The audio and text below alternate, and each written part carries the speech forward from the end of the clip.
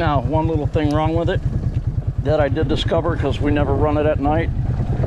Turn the lights on, quad shuts off. Lights are on, they're working obviously. What it is I don't have any contact cleaner.